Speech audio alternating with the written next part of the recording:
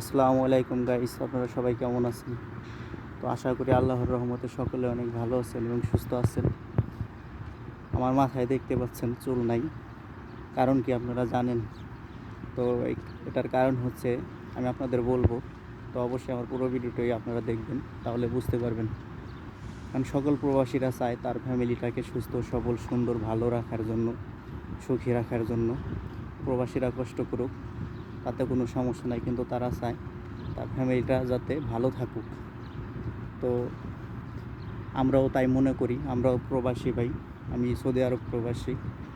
তো আমি এর জন্য মনে করেন যে মনে চায় না ভাই বাংলার 600, 650, 700 টাকা দিয়ে চুল কাটাই। তো পরে কি করছি, আপনার লেজার দিয়ে মনে করেন 1 টাকাও খরচ হয় নাই। তো লেজার দিয়ে চুলগুলো ফেলে দেওয়া হয়েছে। আর আপনার সেলুনে গেলে এদেশে 20 রিয়াল লাগে, 25 রিয়াল লাগে, তো বাংলার 6 থেকে 700 টাকা লাগে। তো মনে চায় না ভাই 6 থেকে 700 টাকা দিয়ে মাথার চুল কাটাই।